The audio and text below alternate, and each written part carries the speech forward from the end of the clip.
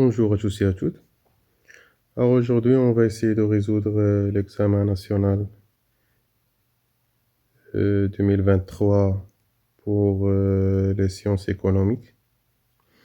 Alors dans l'exercice 1, on a un exercice sur les suites. D'ailleurs, tous les exercices de cet examen, ce sont des exercices basiques et ça peut être des bons exercices pour des personnes qui veulent comprendre et entamer la compréhension des suites ou des probas ou des études de fonctions.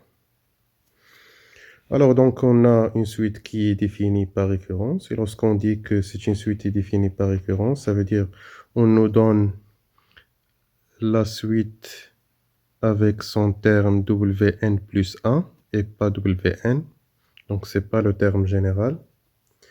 Et on nous demande de montrer par récurrence que Wn elle est inférieure à 7 sur 5. Très bien, donc première question. On veut montrer que pour tout n appartenant à n, Wn elle est inférieure à 7 sur 5. Bien sûr, pour montrer que Wn est inférieur à 7 sur 5, Wn, on n'a pas ce terme général, on a juste le terme suivant qui est Wn plus 1. Donc pour faire ça, on doit procéder par récurrence. Alors, la récurrence passe par 3 étapes.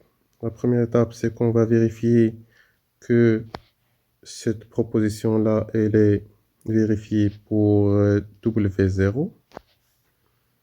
Donc, pour un terme, le terme qu'on a, c'est W0, qui est 1. Bien sûr qu'elle est inférieure à 7 sur 5.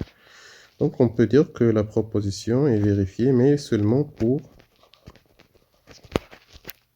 n est égal à 0. Parce que s'il n'est pas vérifié pour un terme, alors on ne peut pas dire qu'il est vérifié pour tous les n. La deuxième étape, c'est qu'on va supposer que Wn elle est inférieure à 7 sur 5, et juste pour certains n, et on doit montrer que Wn plus 1 est aussi inférieur à 7 sur 5. Alors on peut faire une comparaison simple. Comme on peut faire la différence? La comparaison simple peut être facile ici, mais je vais procéder en calculant la différence puisque ça marche, la différence, ça marche dans la plupart des cas. Donc, je vais faire la différence, même si ça peut être simple pour une comparaison immédiate. Alors, on va faire la différence entre Wn plus 1 et 7 sur 5. On doit montrer que ça, c'est inférieur à 0. Mais on doit d'abord calculer ça. Alors, on a 2 sur 7 Wn plus 1 moins 7 sur 5. On va faire un calcul simple. Donc, c'est 2 sur 7 Wn plus 1.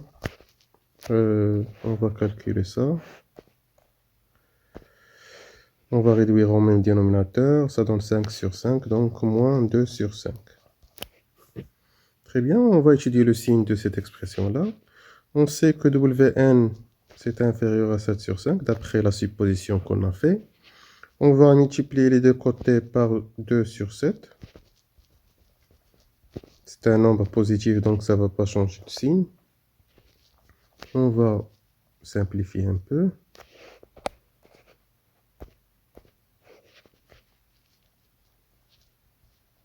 Ça donne inférieur à 2 sur 5.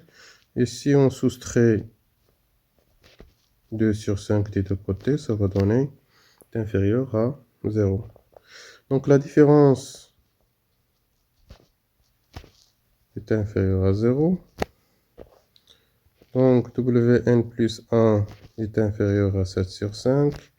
Et puisqu'il est vérifié pour Wn plus 1, alors il était déjà vérifié pour n, pour Wn. Donc Wn il est inférieur à 7 sur 5 pour tout n appartenant à n d'après le principe de la récurrence. Très bien, donc on passe à la question suivante. Une autre question classique, c'est de montrer que Wn est une suite croissante. Donc généralement, pour montrer qu'une suite est croissante ou décroissante, il faut juste calculer le Wn plus 1 moins Wn. Bien qu'il y a d'autres méthodes, mais ça reste la plus commune. Donc on va juste faire un petit calcul. Donc 2 sur 7 Wn plus 1, ça c'est la suite qu'on a, Wn plus 1, moins Wn. On va juste réduire au même dénominateur, ça va donner 2 sur 7 Wn, moins 7 sur 7 Wn, plus 1. Ça donne moins 5 sur 7 Wn, plus 1. On va étudier le signe de cette expression qu'on a. On sait que Wn elle est inférieure à 7 sur 5, comme on l'a montré dans la question 1. On va multiplier de côté par moins 5 sur 7. Et puisque c'est un nombre négatif, ça va changer de signe.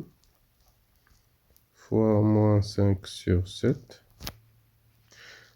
On va simplifier. Ça donne moins 5 sur 7 Wn est supérieur à moins 1. On va ajouter 1 des deux côtés. Donc ça va donner moins 5 sur 7 Wn plus 1 est supérieur à 0.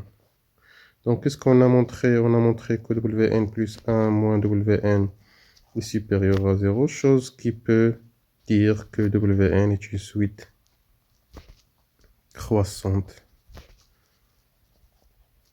Pourquoi croissante? Parce que lorsqu'on a le terme Wn plus 1, il est supérieur à Wn, c'est que les termes, la valeur des termes augmente d'un terme à l'autre.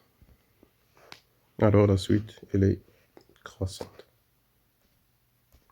Dernière question, pourquoi la suite, est-ce qu'il converge ou pas? Ça, on peut le très facilement. Donc, question 2b. Lorsqu'on a une suite qui est croissante, pour qu'elle converge, elle doit être majorée. Donc, elle est majorée, elle est croissante, donc elle a vraiment une limite. Donc, on dit qu'il converge.